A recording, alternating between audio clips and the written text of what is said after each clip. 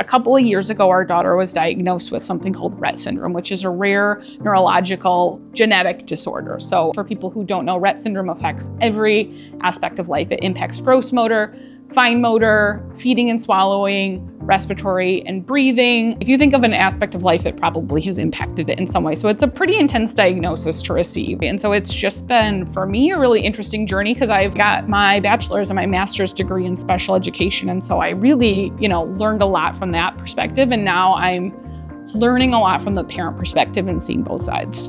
Michigan, because it is a birth to 26 state, she has had access to services actually before her diagnosis. So she started receiving early on services probably around 18 months, but she actually is in school. In Michigan, you can start going into school at age 3. And so she participated in a program that was a collaboration between Head Start and early childhood special education for when she was 3. And then this year she's about to start school in a collaboration between early childhood special education and the Great Start Readiness Program. And those are operated through Traverse City area public schools. She's already been accessing educational services in the state for quite a while. What's been really supportive on it is that those teams have the professionals on them. Like when you look at her team, she really does have a lot of support. She has a PT, she has an OT, she has a speech therapist, she has someone knowledgeable about assistive technology, she has someone knowledgeable about alternative augmentative communication. So she has a lot of those supports in place to help her increase that access to education. So because Rett syndrome is really specific, there is a foundation that is connected to it. So registering with that foundation right away, the International Rett Syndrome Foundation,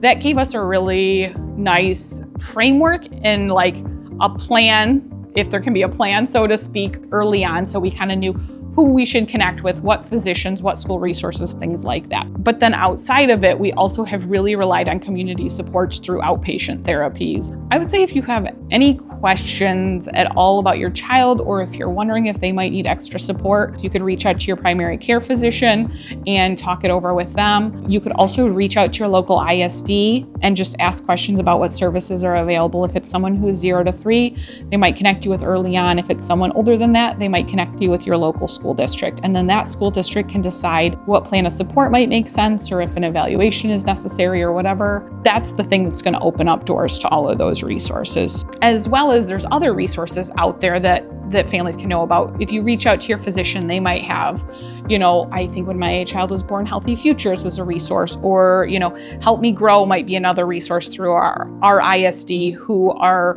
wanting to just do some screenings and get more information. So I feel like, to summarize, your primary care physician is going to be a great resource, or contacting your local intermediate school district to ask questions, and then they can help point you in the right direction.